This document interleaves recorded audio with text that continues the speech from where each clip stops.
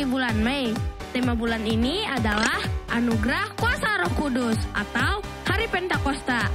Ayo kita siapkan hati kita untuk memulai ibadah yang sungguh-sungguh ya teman-teman.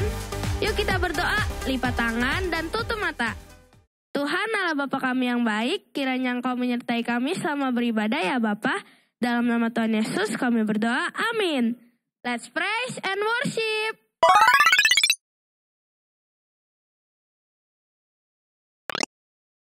Yesus. Yes, yes, yes. Iblis. No, no, no. What's up? Yuk adik-adik semua kita bangkit berdiri. Kita Yuk, mau memuji semuanya. nama Tuhan. Nama Tuhan. Boleh sambil tepuk Ayo, tangan. gerakin badannya ya. Kita mau nyanyi lagu Ada Satu Sobatku.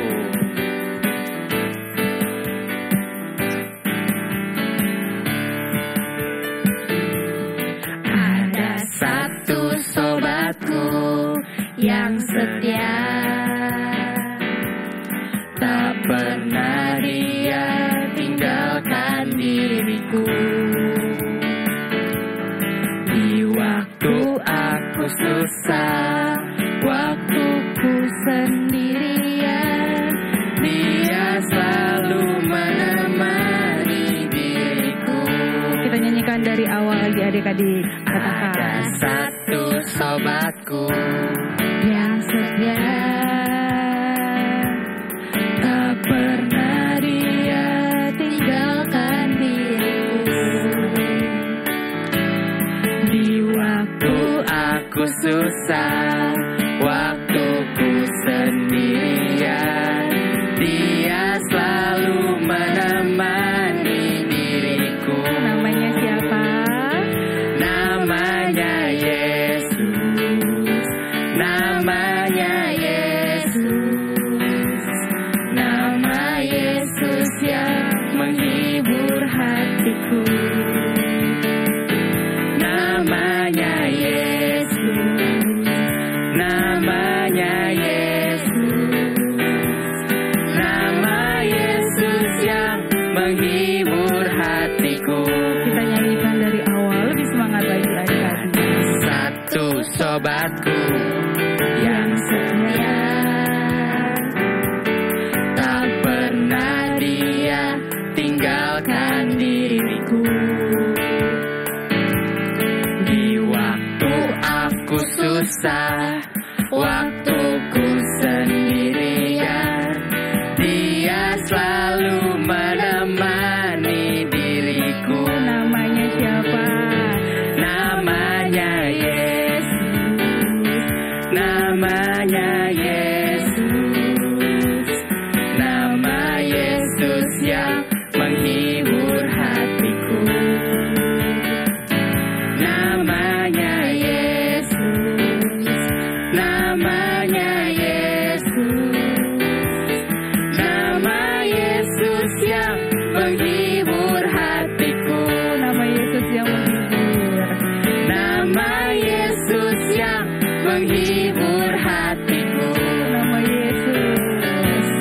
Nama Yesus yang menghibur hatiku. Haleluya, beri kemuliaan buat Tuhan. Yeay, haleluya. Oke adik-adik, sekarang silakan duduk kembali. Oke, sekarang kita siapkan hati kita. Kita mau menyembah nama Tuhan lebih dalam lagi.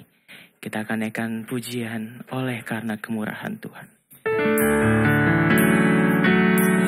Mari pejamkan mata kalian. Kita akan naikkan pujian dari awal sama-sama oleh karena kemurahan Tuhan. Terima kasih.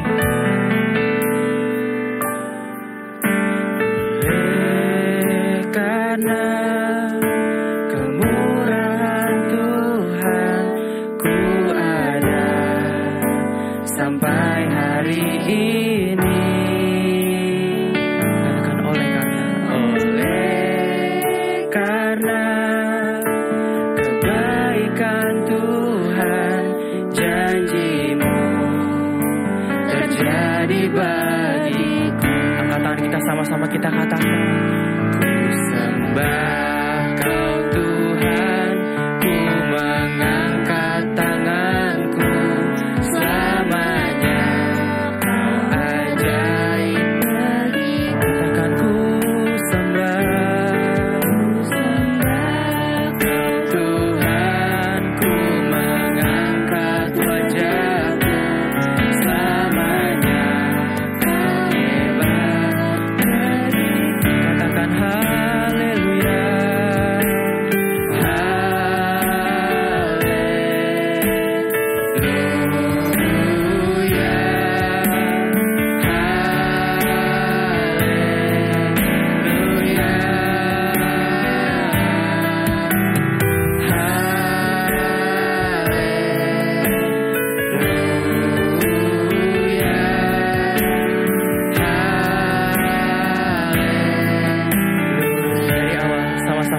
pujian ini dengan sungguh-sungguh. Pejamkan mata kalian dari Yesus.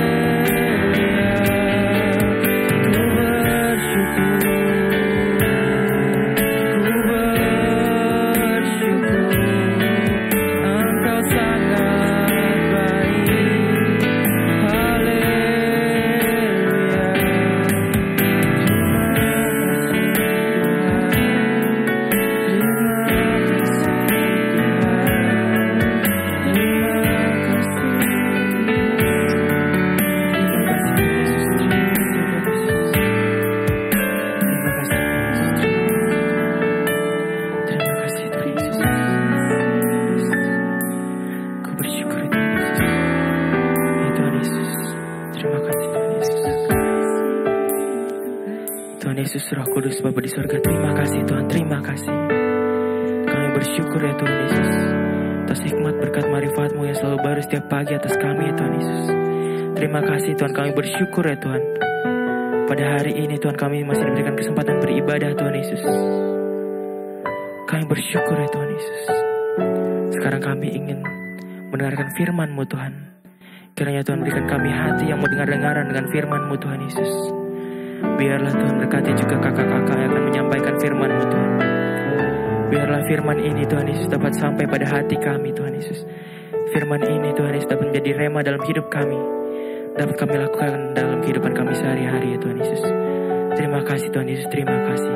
Kami siap untuk mendengarkan firman-Mu Tuhan Yesus. Hanya di dalam nama-Mu Tuhan Yesus, kami telah berdoa dan mengucap syukur. Haleluya. Amin.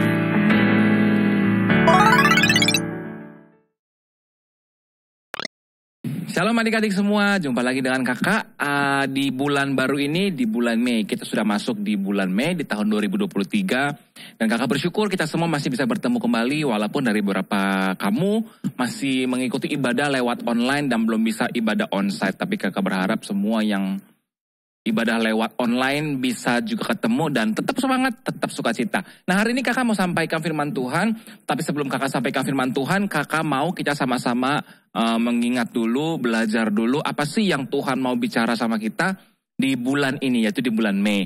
Nah kakak mau kasih tahu, bulan lalu kita sudah belajar di mana kita memperingati juga bahwa Tuhan Yesus sudah mati di atas kayu salib dan bangkit untuk kita. Nah, bulan ini kita memperingati juga kenaikan Tuhan Yesus. Nah, setelah kenaikan Tuhan Yesus ada peristiwa penting adik-adik. Apa itu kak peristiwanya kak? Peristiwa penting setelah kenaikan Tuhan Yesus adalah Tuhan Yesus memberikan seorang penolong buat kita, pribadi yang menolong kita dan tidak akan meninggalkan kita sampai nanti Tuhan Yesus datang lagi yang kedua kalinya. Kira-kira siapa ya pribadinya? Kira-kira siapa yang dikasih sama Tuhan setelah Tuhan Yesus naik ke sorga? Oke, kita akan belajar sama-sama. Dan tema di minggu pertama ini kakak mau sampaikan cerita tentang Pentakosta. Apa itu Pentakosta kak? Pentakosta itu adalah peristiwa diberikannya Roh Kudus pertama kali setelah kenaikan Tuhan Yesus ke sorga. Kita akan lihat bersama-sama cerita ini. Cerita ini diambil dari kitab Kisah Para Rasul, pasal yang kedua, ayat 1-13. Kakak nggak akan bacain ceritanya sampai selesai melalui Alkitab, tapi kakak akan sampaikan lebih simple, lebih sederhana supaya adik-adik semua bisa mengerti, oke? Nah, kakak mau ceritakan yang pertama seperti ini. Ketika Tuhan Yesus mati di kayu salib, Tuhan Yesus tidak mati selama-lamanya, tetapi Tuhan Yesus bangkit pada hari yang ketiga, kalau kamu ingat ya. Nah, setelah kebangkitan Tuhan Yesus tidak langsung naik ke surga. Tuhan Yesus melewati 40 hari dulu bersama murid-muridnya sebelum dia naik ke surga. Dan selama 40 hari ini ada satu janji Tuhan yang diberikan kepada murid-muridnya. Apakah janjinya? Nah, janjinya Tuhan itu adalah gini adik-adik, bahwa nanti ketika Tuhan Yesus pergi naik ke sorga, dia tidak akan meninggalkan semua murid-muridnya dan juga nanti kita orang-orang percaya selama-lamanya. Kalau Tuhan Yesus naik ke sorga artinya tidak ada lagi dong yang ada di bumi kak. Murid-muridnya ditinggal dong kak. Murid-muridnya kesepian dong kak, sedih dong kak. Nah, ada janji yang Tuhan berikan. Janjinya apa adik-adik? Janjinya begini, bahwa Tuhan akan memberikan Roh Kudus. Siapa itu Roh Kudus adik-adik?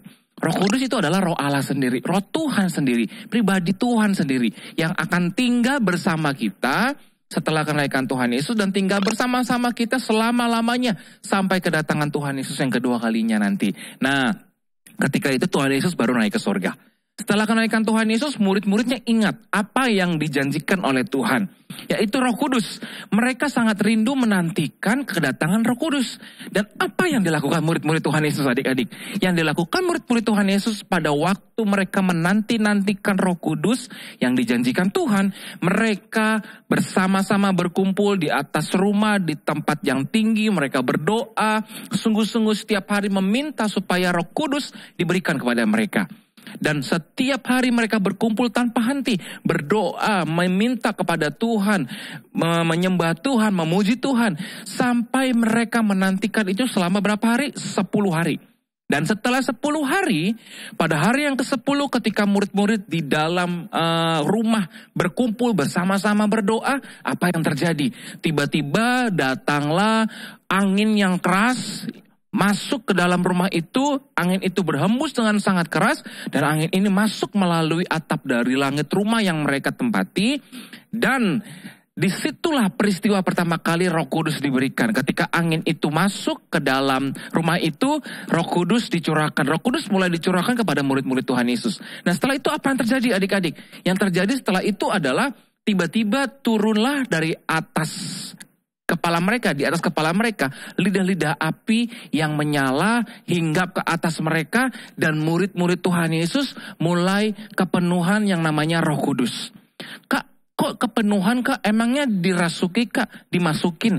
Nah, Roh Kudus itu datang memenuhi setiap hidup murid-muridnya Tuhan Yesus dan tinggal di dalam hidup kita. Roh Kudus adalah roh Tuhan. Dan roh itu tinggal dalam hati kita, tinggal di dalam hidup kita. Begitu pula dengan murid-murid Tuhan Yesus juga. Ketika mereka menerima Roh Kudus, ada seperti lidah-lidah api yang hinggap di atas kepala mereka. Dan itu melambangkan Roh Kudus yang sudah tinggal di dalam pribadi muridnya Tuhan Yesus masing-masing. Nah, ketika peristiwa itu terjadi, ada angin yang keras, dan orang-orang atau murid-murid Tuhan Yesus di situ mulai berbahasa roh karena kepenuhan Roh Kudus. Mereka membuat satu keributan-keributan kecil yang terdengar sampai di luar. Pada waktu itu sedang ada acara di Yerusalem, adik-adik. Dan semua orang berkumpul di Yerusalem untuk merayakan suatu perayaan di Yerusalem. Dan ketika mereka mendengar ada sesuatu yang terjadi di rumah itu, mereka penasaran, apa nih yang terjadi? Ada apa di dalam rumah itu? Kok seperti ada suara keributan? Dan ketika mereka mulai mendekat rumah itu, mereka mendengar bahwa murid-murid Yesus berbicara seperti bahasa mereka. Maksudnya gimana Kak? Jadi begini adik-adik, orang-orang yang datang di Yerusalem itu, yang banyak yang berbondong-bondong yang sedang merayakan perayaan di Yerusalem, mereka bukan berasal dari satu bangsa, tapi mereka berasal dari banyak bangsa yang memiliki berbeda-beda bahasa. Tetapi pada waktu mereka mendengar murid-murid Tuhan Yesus yang sedang dipenuhi Roh Kudus, mereka mendengar bahwa murid-murid ini berbicara seperti bahasa mereka. Artinya mereka bisa memahami ya, mereka bisa mengerti apa yang dikatakan oleh murid-murid Tuhan Yesus. Dan ketika itu mereka mendengar apa yang dikatakan murid-murid Yesus, lalu ada satu murid Tuhan Yesus nih yang mulai memberanikan diri untuk keluar. Dia melihat orang banyak sudah berkumpul dan dia mulai keluar. Namanya siapa murid Tuhan Yesus ini? Namanya Petrus. Petrus mulai keluar. Apa yang dilakukan Petrus adik-adik? Yang dilakukan Petrus adalah dia mulai bersaksi. Apa itu bersaksi Kak? Dia mulai memperkatakan atau menceritakan tentang Tuhan Yesus. Dia mulai yang pertama.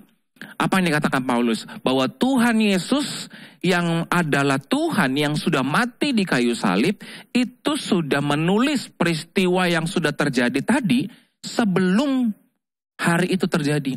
Semua yang akan terjadi sudah diberitahukan di dalam kitab suci atau di dalam Alkitab. Dan itu sudah digenapi hari ini kata Petrus. Dan Tuhan Yesus adalah Tuhan yang sudah menggenapi semua janji Allah. Yang sudah mau lahir buat kita, yang sudah mau mati buat kita, yang sudah mau bangkit buat kita, dan sudah memberikan Roh Kudusnya saat ini kata Petrus. Dan ketika itu banyak orang mulai mendengar apa yang dikatakan Petrus. Petrus berani mengabarkan firman Tuhan. Dia mulai memberitakan kebenaran firman. Dia mulai memberitakan tentang Tuhan Yesus. Dan hari itu banyak orang yang akhirnya percaya. Percaya kepada siapa adik-adik? Percaya kepada Tuhan Yesus. Karena apa? Karena Petrus berani menyampaikan firman Tuhan.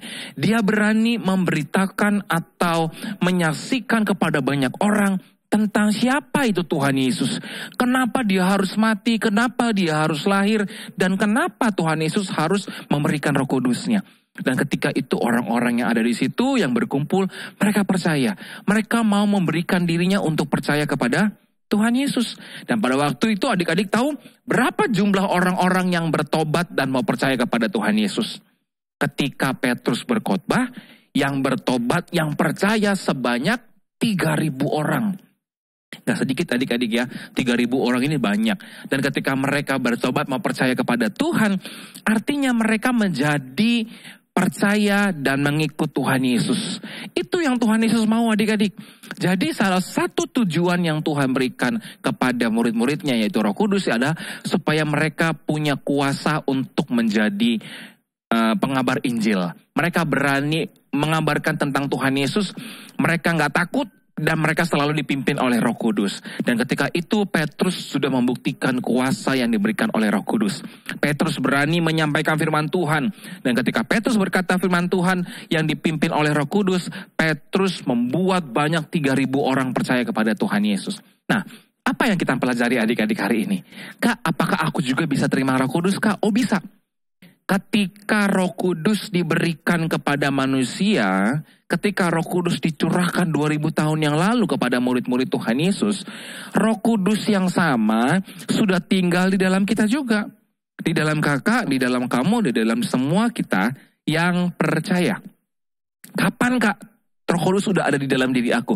Ketika kamu percaya kepada Tuhan Yesus dan ketika kamu mau mengikut Tuhan sebagai anak-anak Tuhan, Roh Kudus sudah tinggal di dalam kamu. Dan apa yang harus aku lakukan Kak supaya Roh Kudus itu menolong aku? Yang harus kamu lakukan adalah begini, kamu harus minta keberanian kepada Roh Kudus, berdoa kepada Tuhan seperti murid-murid Tuhan Yesus. Berdoa supaya kamu dipimpin oleh Roh Kudus. Roh Kudus selalu menolong kamu, menolong dalam hal apa aja Kak. Ketika kamu mau berbuat dosa, Roh Kudus akan menolong kamu untuk ingatin kamu, jangan berbuat dosa. Karena ini tidak disukai oleh Tuhan. Kalau kamu mulai mau melakukan hal-hal yang tidak baik seperti malas, ngelawan orang tua, lalu kamu mulai mau memperkatakan kata-kata yang tidak baik, yang kotor, Roh Kudus akan ingatkan yang tinggal di dalam kamu, supaya kamu tidak melakukan dosa, dan supaya kamu hidup benar di hadapan Tuhan. Jadi ketika Roh Kudus dicurahkan kepada kita, kepada kakak, kepada kamu, dan kepada semua orang yang percaya kepada Tuhan, Roh Kudus yang akan menolong hidup kita. Sampai nanti Kak, kita ketemu Tuhan Yesus lagi, betul. Sampai nanti Tuhan Yesus datang kedua kalinya, menjemput kakak, jemput kamu semua, dan kita terus dipimpin oleh Roh Kudus. Dan minta setiap hari, supaya Roh Kudus tolong kakak, tolong kamu, tolong kita semua, untuk kita hidup benar buat Tuhan. Dan jangan lupa, yang terakhir adalah apa? Ketika kamu dipimpin oleh Roh Kudus, kamu juga harus berani jadi anak-anak Tuhan yang menyaksikan, yang menceritakan tentang Tuhan Yesus. Jadi jangan takut. Kasih tahu tentang Tuhan Yesus kepada teman-teman kamu, ke keluarga kamu, kepada teman-teman di sekolah, di rumah, dimanapun kamu kenal, punya banyak teman. Kamu kasih tahu tentang Tuhan Yesus. Siapa itu Tuhan Yesus ya? Dan Roh Kudus akan tolong kamu, dan kamu akan melihat kuasa yang Tuhan berikan untuk kamu. Kuasa yang Tuhan kasih untuk kamu, supaya kamu jadi anak-anak Tuhan yang berani, dan hidup benar di hadapan Tuhan setiap hari. Amin. Oke, firman Tuhan hari ini sudah selesai. Kakak ingatkan lagi sekali lagi kepada adik-adik, supaya adik-adik selalu minta pertolongan dari Roh Kudus ya, supaya kamu bisa hidup benar dan hidup menyenangkan Tuhan setiap hari dengan pertolongan dari Roh Kudus. Oke, kakak akan berjumpa lagi sama kamu di pertemuan selanjutnya. Kakak minta adik-adik tetap rajin beribadah, rajin berdoa, dan baca Alkitab selalu setiap hari. Tuhan Yesus memberkati.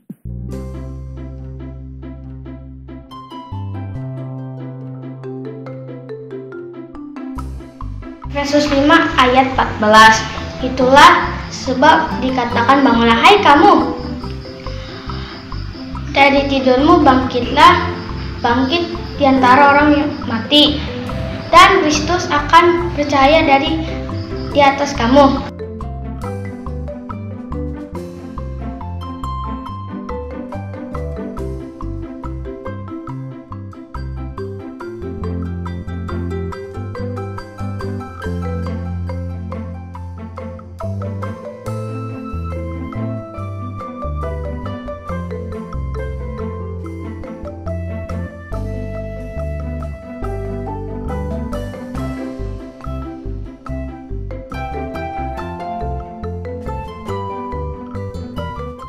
Ya adik-adik, sebelum kita selesai dan tutup ibadah kita, kakak ajak semuanya kita berdiri yang ada di rumah. Kita mau berdoa bersama-sama, kita mau tutup ibadah kita, dan kita mau terima berkat dari Tuhan Yesus. Yuk kita berdoa.